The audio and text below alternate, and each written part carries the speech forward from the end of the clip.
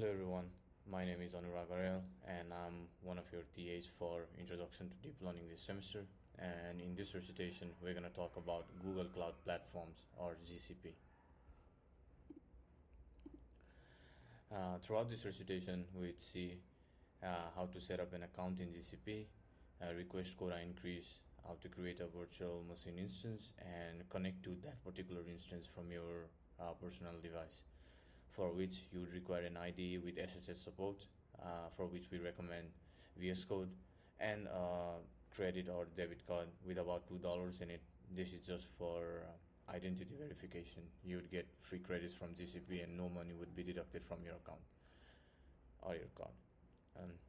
A little bit about GCP. It's a cloud service provider with a lot of products and services, but the one that we are interested in is a simple virtual machine with GPU access that we would need to train our models in this course. So let's get started. So the first thing that you would need to do is go to this link over here, cloud.google.com, or you can simply search for GCP account setup. Once you do that, you'd be routed to this page. Go over here and then fill out your account info, and on top of that you'd also have to fill out your credit card information. Like I said, this is to verify your identity and reduce fraud. You get $300 in credit. All right, once that's done, you can route to this home page of GCP. One of the first things you would see is how much of credits is available to you. If this window is not here, you can simply go to this search bar and do credits.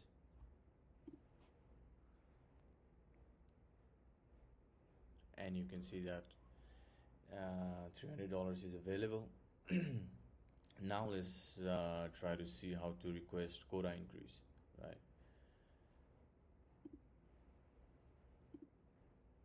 So the quota for us, it's just how many GPUs are available with this particular VM instance that we are instantiating from GCP. It could have different meanings depending on what products you rent from GCP, but for this course it's just GPUs. So Compute Engine API is the API that rents us the VM through GCP. So that would be one of the first things that you can do. Search for it in the search bar. Once you do that, you'd see an option to enable it.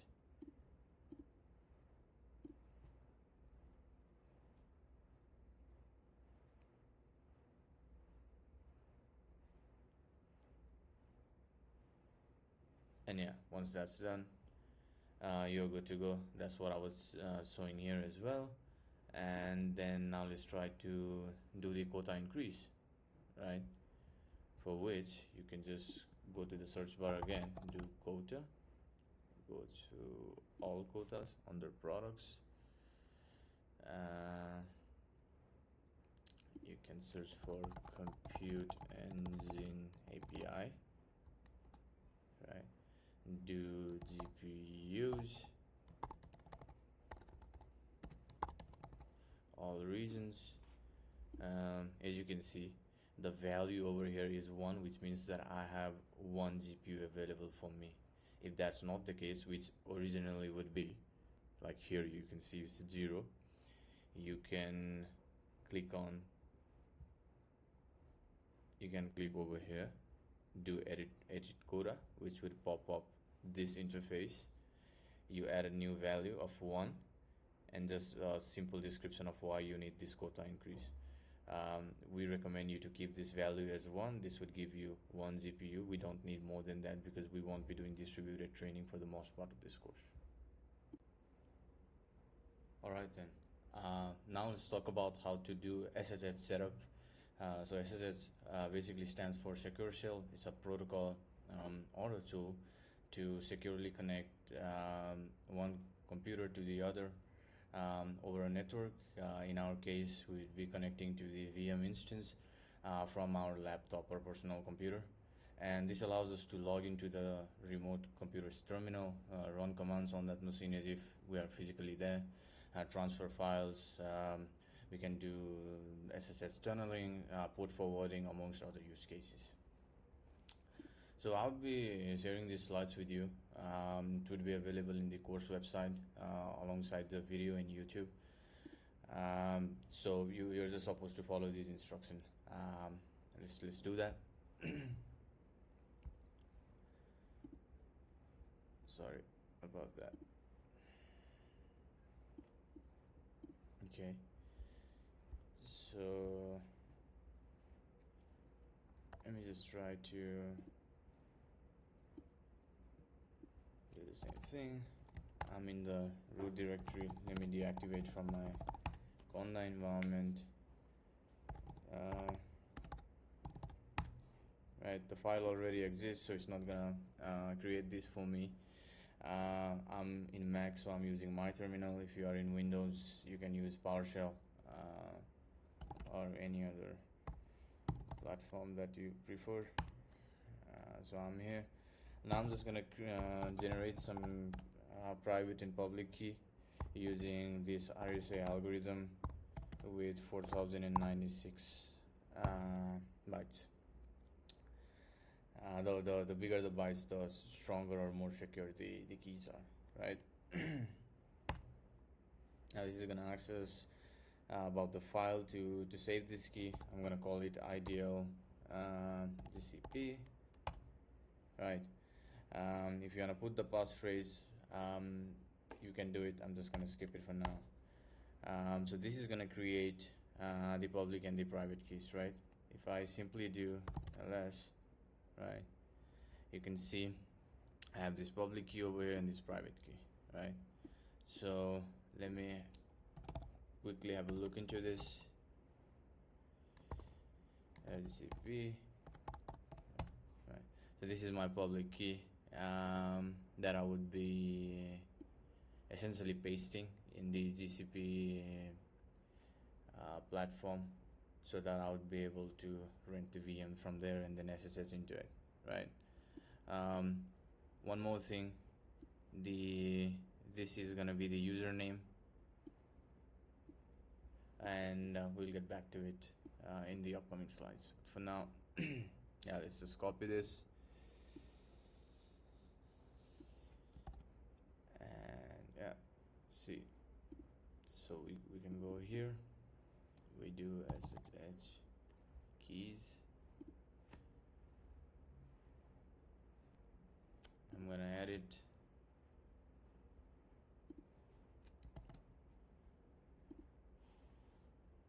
Yeah, and then I'm just gonna save this.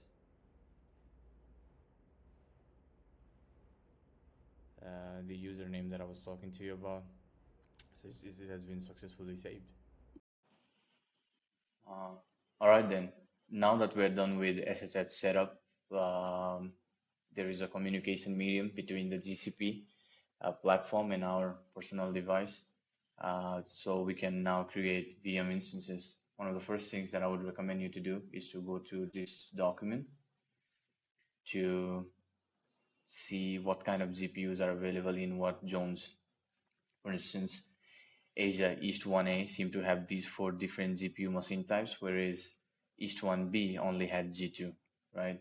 This is important because sometimes you may select a zone and opt for a machine type that is not available in that particular zone, and that would result in the failure of your VM instantiation. For the purpose of this course, we would recommend you to go with the configuration that we recommend in this video, so you don't have this logistical issue. If you have ever used EC2 instances from AWS, it's super similar to that. All right then, let's try to do that. Let me first try to delete this because I can only have access to one GPU at a time, as we did with the quota increase thing. Let's wait for a little bit. Okay, going. I'll just click on create an instance. I would pick Las Vegas, any. In terms of GPU, I would just pick NVIDIA T4, one GPU like I mentioned. As far as the machine type is concerned, I would go with N1 high memory 4, so that I would have access to 4 vCPUs, 2 cores, and 26 GBs of memory. Um, as far as the operating system is concerned, I would go for simple Debian distribution of Bullseye. I would opt for 100 GB of persistent disk. Um, Let me try to select this. Once you do that, you would have a monthly estimate of how much this virtual machine would cost, and also an hourly. So you would be spending about 46 cents an hour if you use this specific EC2, sorry, this specific VM instance. Now let me try to create this. The previous one has been deleted by now. So yeah, as you can see, we have access to this external IP that we would need in the subsequent part. In the meantime, what I'm going to do is go to VS Code. Uh, First of all, in my extension, I would go and see if I have access to the remote SSH extension or not from Microsoft. If you don't have it, please install it.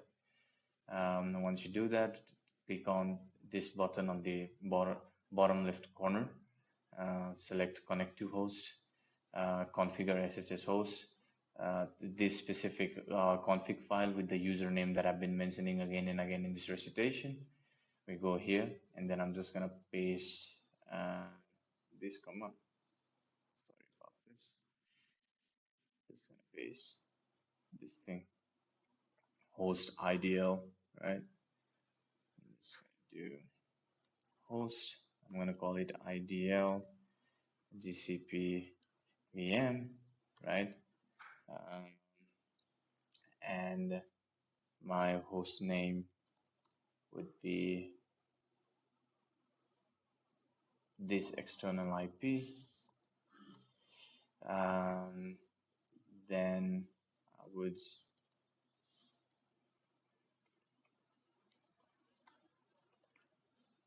try to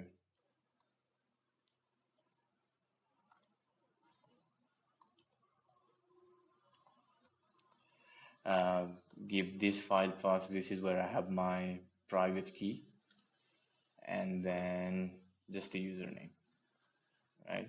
Which would be, in my case, as we saw multiple times. I'm going to save this. I would go to the same bottom left corner, connect to host. I would try to do this. It would open up this window. I would type yes, do enter.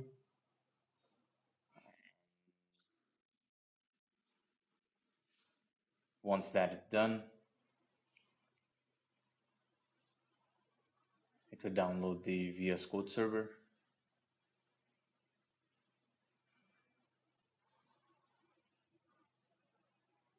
And in a bit, we should have our connection. Yeah. Click on open.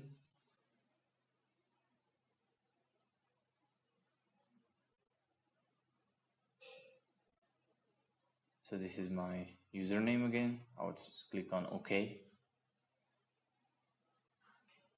This would create these. It would pop up the default files associated with my virtual machine. Once that's done, I would just create a simple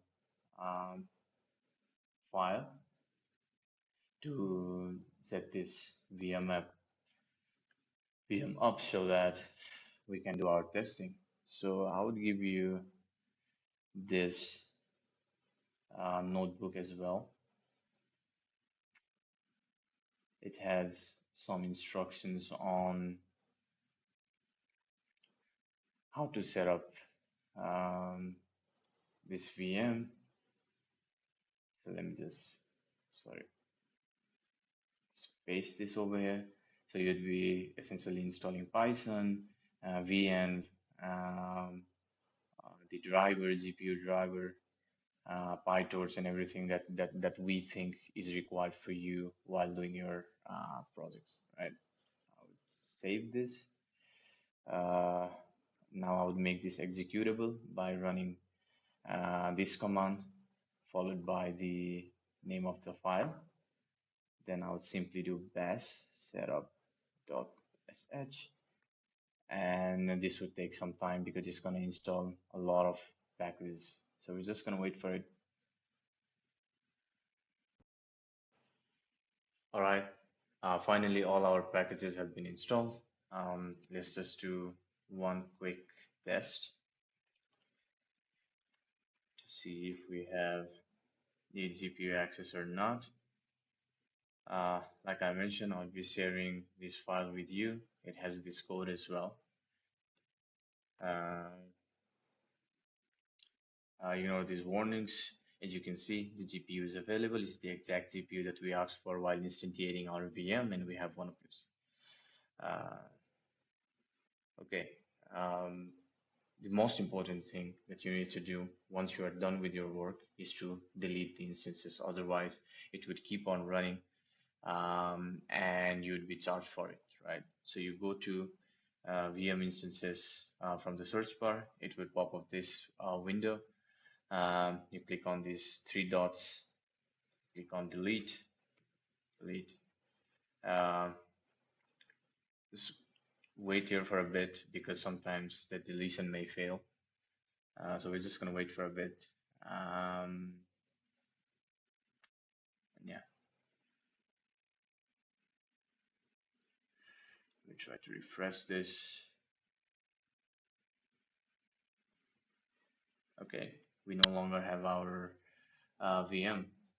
It has been deleted. One more thing before I wrap up. You can go to credits. As you can see, it still shows $300, despite the fact that I've been instantiating, I've been running some code using that instance.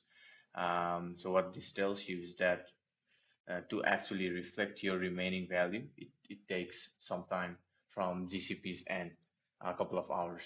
So one more thing you can do is create like budgets for your project. You click on create budget here. You can simply call it budget. You can use it on a project. You just finish it, right? And once you do that, this would trigger the alert at 50%, 90%, and 100% of your budget, of our budget. Uh, let's try to keep it as, let's say we had 300, like let's do 200. Sorry, let's do 200. And yeah, save it. Once we do that, we have this alert as well. So this is one good cloud computing practice. Um, so that's pretty much it because I deleted it, so I lost the access to the VM, right? As expected. Um, yeah. Thank you for watching this recitation. Keep an eye on that grid build and don't forget to delete that instance.